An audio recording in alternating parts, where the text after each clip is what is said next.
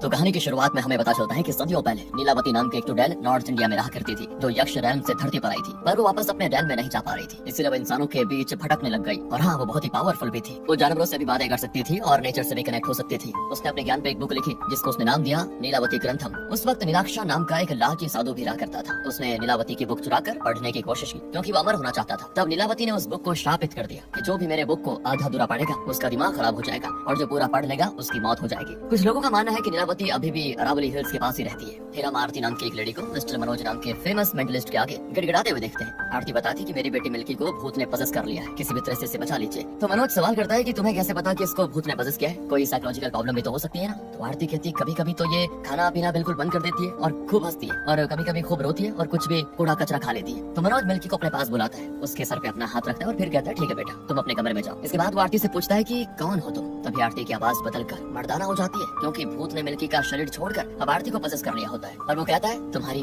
मौत। फिर मनोज अपना कुछ सामान निकालता है, जिसको देखते आरती को जिस लड़के की आत्मा ने पजस किया है ना, वो कहता है कि कुछ महीने पहले जब मैं केशव राव की फैमिली को परेशान कर रहा था तो तुमने मुझे पनिश करके भगा दिया था, और अब तुम यहाँ भी आ गए। तभी दोस्तों मनोज अपना हनुमान जी वाला यंत्र निकालकर मंत्र पढ़ना शुरू कर देता है, जिससे वो आत्मा आरती और उसकी फैमिली की लाइफ से छू मंतर हो जाती है। और फिर यहाँ से जाते वक्त मनोज मिल्की को हनुमान जी की एक छोटी सी मूर्ति देते हुए कहता है कि इसको अपने घर में रखना, ये नेगेटिव एनर्जी से तुमको हिफाजत करेगी। इसके बाद मनोज जाता है प्रोफेसर मालू के फ्यूनरल पे, जिनकी मौत कैसे भी किसी को कुछ समझ नहीं आता। खैर मनोज उनकी वाइफ से कहता है कि प्रोफेसर मालू ने मुझे 9 दिन पहले कॉल किया था, वो मुझे कुछ बताना चाह रहे थे, इसलिए उन्होंने मुझे अपने घर पे बुलाया था, पर उस वक्त मैं किसी कारणवश आ नहीं पाया। और फिर जब मैं फ्री हुआ तो उन्होंने कहा कि अभी मैं थोड़ा बिजी चल रहा हूँ, इसलिए कुछ दिनों के बाद आना, और अब बताओ ये सब हो गया। तो क्या उन्होंने आपसे कुछ कहा था? प्रोफेसर की वाइफ कहती है उन्होंने मुझे ये बुक आपके हवाले करने को कहा था सिर्फ। दूसरी ओर हम एक प्रेग्नेंट लेडी को देखते हैं जो कि एक आवाज सुनती है और अचानक उसका खुद से कंट्रोल खत्म हो जाता है। वो एक कांच के टुकड़े से अपने पेट पे बार बार हमला करके अपने अजन्मे बच्चे की जान ले लेती है, और तभी विकी की नींद खुल जाती है और उसे पता चलता है कि ये तो बस मेरा बुरा सपना था। फिर वो अपने कमरे से बाहर निकलता है तो उसकी गर्लफ्रेंड अनु अपने ऑफिस के लिए तैयार हो चुकी होती है। वहीं आज विकी की छुट्टी होती है, इसलिए अनु से प्यारी सी पपी वगैरह देकर कहती है तुम घर पे आज पूरा दिन रेस्ट करो आराम से। फिर दोस्तों वहाँ नूर जहाँ नाम की एक न्यू मेड आती है, तो अनु उसको विकी से इंट्रोड्यूस कराती है और घर का सारा काम समझा देती है क्या चीज कैसे करनी है। फिर नूर जहाँ को सख्त हिदायत देती है कि तुम्हें सिर्फ अपने काम से काम रखना है और मेरी एंटीक चीजों को हाथ बिल्कुल नहीं लगाना है, और अगर कुछ भी डैमेज हुआ ना तो तुम्हारी किडनी बेच दूंगी, समझ गए। ये सब ऐसे वो मजाक में बोलती है। बॉटम लाइन यही थी कि एंटीक चीजों को हाथ नहीं लगाना, क्योंकि बहुत ही कीमती होते हैं। अनु के पास एक अलादीन का चिराग जैसा लैंप होता है, साथ ही और भी कई सारी चीजें होती है, पर एक खास किस्म का बॉक्स भी है जिसमें बुक होल्डर बना हुआ है। यहाँ पर दोस्तों हम एक चीज नोटिस करते हैं कि नूर जहाँ कुछ अजीब ही है, वैसे वो बिल्कुल चुपचाप रहती है, ना तो हंसती है ना किसी से बात करती है। वहीं विकी भाई साहब भी कुछ कम नहीं होते, उन्होंने अपनी गर्लफ्रेंड से झूठ कहा होता है कि आज मेरी छुट्टी है, बल्कि उसको तो काम से निकाल दिया गया है, क्योंकि विकी ने अपने कस्टमर्स के अकाउंट से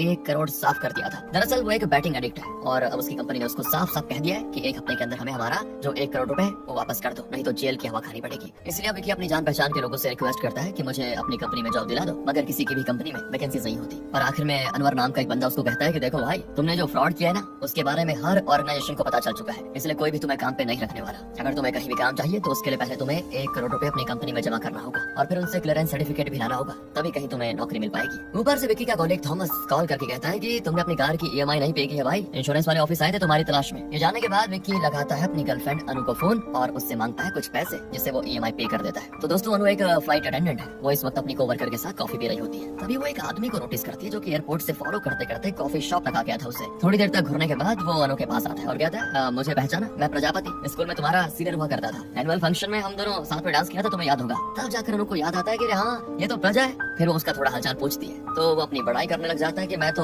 कनाडा में सक्सेसफुल बिजनेस कर रहा हूँ। वैसे तुम फ्लाइट में चिप्स वगैरह लेकर ये क्या कर रही थी, बेच रही थी क्या? अरे ये सब छोटे मोटे काम छोड़ो, मेरी कंपनी ज्वाइन कर लो, अच्छी सैलरी दूंगा, कनाडा में सेटल होने में तुम्हारी मदद भी करूंगा, और मैं तो यहाँ पर अपनी एक फ्रेंड की शादी के लिए आया हुआ था फिलहाल, इसलिए ये रखो मेरा बिजनेस कार्ड और टच में रहना मेरे, चलता हूँ। इसके बाद अनु को विकी का फ्रेंड थॉमस मिल जाता है। वो बातों ही बातों में अनु को विकी की जॉब वाली बातें भी बता देता है, लेकिन जब उसको ये समझ आता है ना कि अनु उसके बारे में कुछ नहीं जानती, तो वो जॉब से निकालने का रीजन उसे नहीं बताता, मतलब वो 1 करोड़ वाली बात नहीं बताता। इसलिए घर आकर विकी को अनु कन्फ्रंट करती है, तो वो भी रीजन नहीं बता पाता, मतलब बताना ही नहीं चाहता, मगर फिर भी अनु से बताती है कि मैं तुमसे बहुत प्यार करती हूँ, पहली बात सुन लो, तो तुम्हें मुझसे कुछ भी छिपाने की जरूरत नहीं है, मैं तुम्हारे लिए कुछ भी कर सकती हूँ, तुम्हें पता है ना। दूसरी ओर मनोज को प्रोफेसर मालू की आत्मा के विजन्स आते हैं, जो कि काफी तकलीफ में लग रहे हैं। वैसे प्रोफेसर मतलब वो मनोज से कहते हैं कि वो बुरी शक्ति पृथ्वी में प्रवेश करने की कोशिश कर रहा है, तुम्हें उसको रोकना होगा, और ये काम तुम हनुमान जी के शस्त्र से ही कर सकते हो। मनोज, तुम्हें इस धरती को उसके प्रकोप से बचाना होगा। इसके बाद मनोज जाता है अपने प्रोफेसर अर्जुन के पास, वो भी किसी बुरी शक्ति की वजह से विकलांग हो गए थे। उन्हें मनोज बताता है कि मुझे प्रोफेसर मालू के विजन्स आए थे, वो आग में जल रहे थे और वार्न कर रहे थे हमें। तब प्रोफेसर अर्जुन कहते हैं हम 4 लोगों को बुराई के खिलाफ लड़ने के लिए नियति ने चुना था, जिसमें से प्रोफेसर मालू तो चल बसे, और अब मेरी हालत नहीं रही कि मैं कुछ कर सकूं। एक तुम बचे हो और एक वो जिससे हमारी मुलाकात बजरंगबली की दया से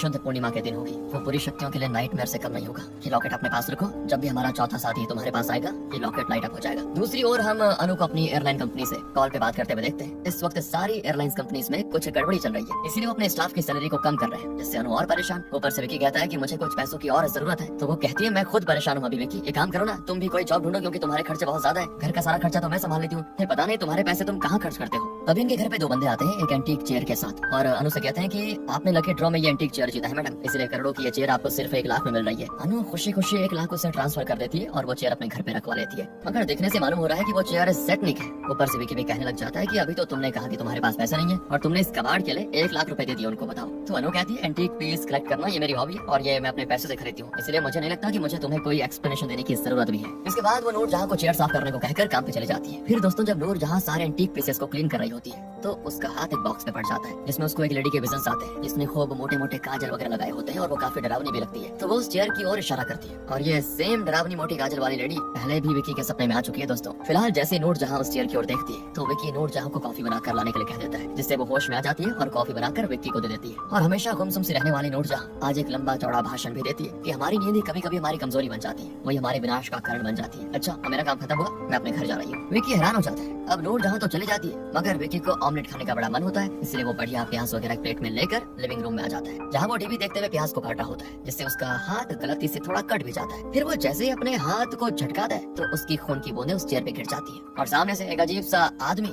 विराजमान हो जाता है, जिससे विकी की हालत खराब। वो डर कर वॉचमैन को आवाज लगाता है तो वो बताता है डरो मत, मैं पोंडक्षा हूँ, तुम्हारे रक्त की आहुति की वजह से मैं प्रकट हुआ हूँ और अब बारी है तुम्हारे इनाम की। ये कहते हुए वो हवा से कुछ नोट्स गिरा देता है, जिससे विकी बिना टाइम गवाए उठा भी लेता है और तभी पोंडक्षा गायब। फिर विकी क्या करता है दोस्तों कि पोंडक्षा के दिए हुए पैसे से वो थॉमस के साथ शराब पी लेता है और फिर वापस घर आकर पोंडक्षा को बुलाने की कोशिश करता है, पर वो तो दर्शन देने को तैयार नहीं होता। तो विकी अपने दिमाग पे जरा जोर डालता है और उसे याद आता है कि मेरे खून के छींटे पड़ते ही पोंडक्षा आ गया था, तो इस बार भी जानबूझकर वो अपनी कलाई काट कर अपना खून चेयर पे डाल देता है। तभी कुछ देर में पोंडक्षा चेयर से प्रकट हो जाता है। इसके बाद विकी का पहला सवाल यही होता है कि तुम हो कौन, कोई भूत तो नहीं। पोंडक्षा कहता है कि अगर तुम विश पूरी करने वाले को भूत कहते हो ना तो मैं भूत ही हूँ। विकी कहते हैं नहीं, विश पूरी करने वाले को गॉड कहते हैं। तो पोंडक्षा कहता है कि मुझे भी फिर गॉड ही समझो। विकी आगे कहता है गॉड जी मुझे ना पैसों की सख्त जरूरत है। तो पोंडक्षा कहता है कि देखो बेटा बात कुछ ऐसी है कि तुम मेरी बात मानो और मैं तुम्हारी मानूंगा, और हाँ याद रहे तुम मेरे बारे में किसी को नहीं बता सकते और न ही उस बारे में जो चीज मैं तुम्हें करने को कहूंगा। अगर तुम तैयार हो मुझसे वादा करो। विकी बिना वक्त गवाए वादा कर देता है। तब पोंडक्षा कहता है कि अगर तुमने अपना वादा तोड़ा तो याद रखना मैं तुम्हें बहुत ही बुरी मौत दूंगा। इसके साथ ही वो एक नोटों की कड्डी देते हुए कहता है कि रहा तुम्हारा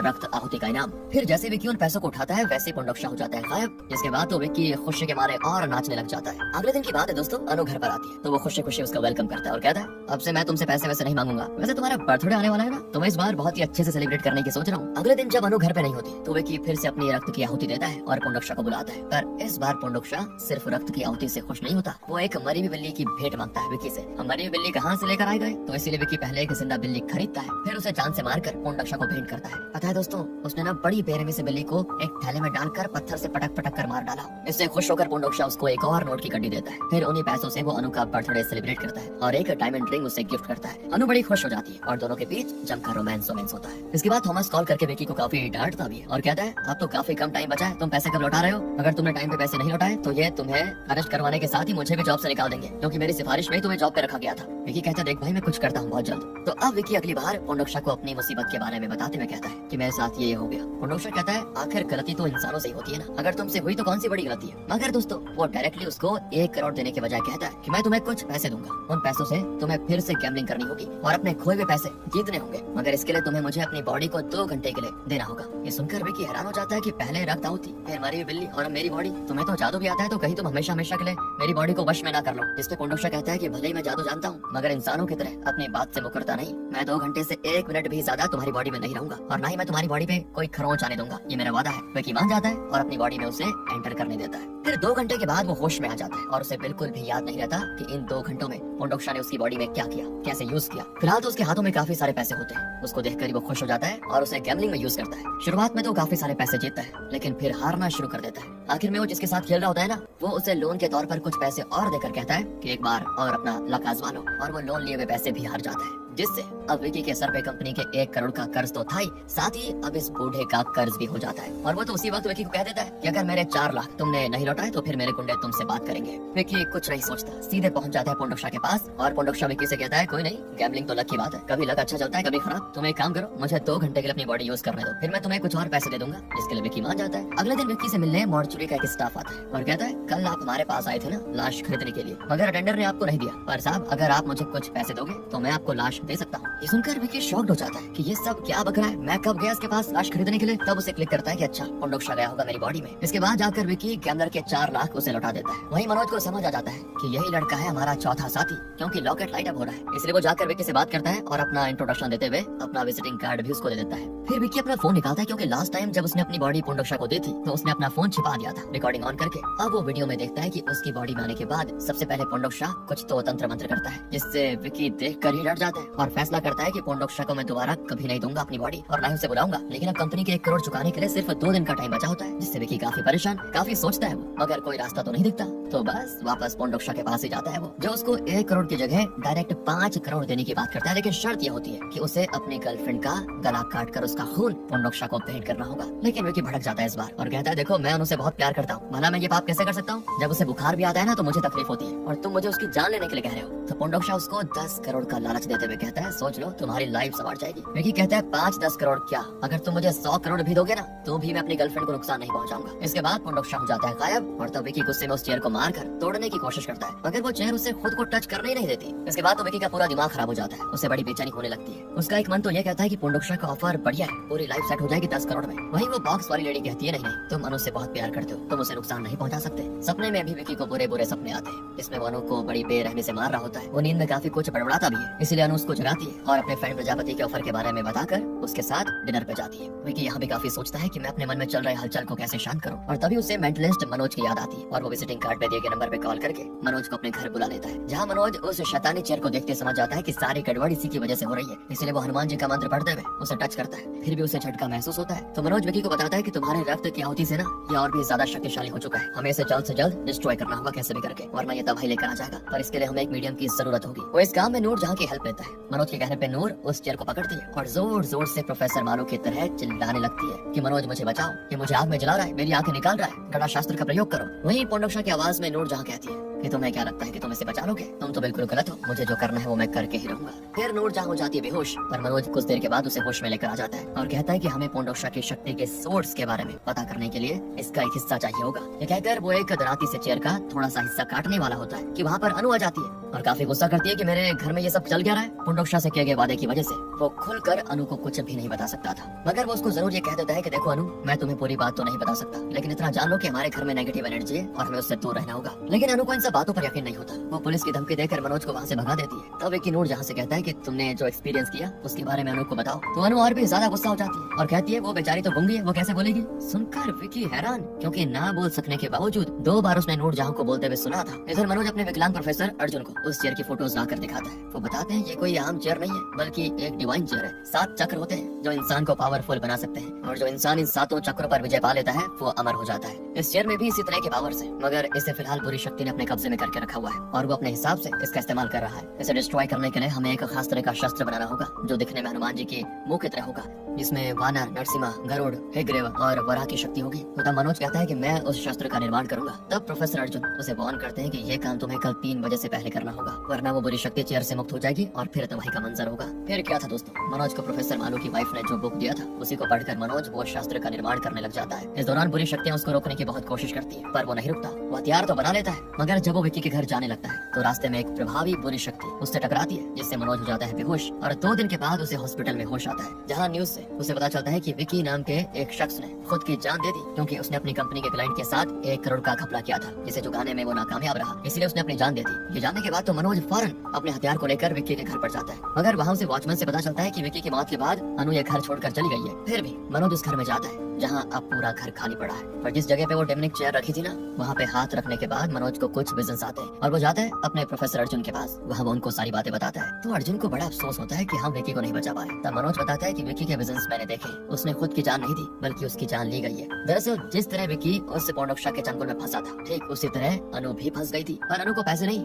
बल्कि गहनों का शौक था, इसलिए उसने अपने रक्त अर्पित कर पोर्नोक्षा से गहने मांगे। शुरू में तो उसने गहने बड़ी आसानी से दे दिए, मगर फिर पोर्नोक्षा ने अनु के लालच का फायदा उठाकर एक जानवर की बलि ली और फिर उसने लालच दिया कनाडा में सेटल होने के साथ 5 करोड़ रुपए का। पर इसके लिए उसे अपनी जान से भी ज्यादा प्यारे इंसान की बलि देने को कहा जाता है, यानी विक्की की। अनु विक्की की तरह स्ट्रॉन्ग नहीं थी और पोर्नोक्षा के बहकावे में आ जाती है और विक्की का गला काट कर उसका रक्त पोर्नोक्षा को भेंट कर देती है। ये सारी बातें जानकर प्रोफेसर अर्जुन काफी हताश के साथ उस चेयर की फोटोज को देखते हैं और उन्हें कुछ याद आता है। वो एक प्राचीन किताब निकालते हैं और कहते हैं, मनोज तुम्हें पता है कि ये टिमनिक चेयर आखिर असल में है कहाँ से?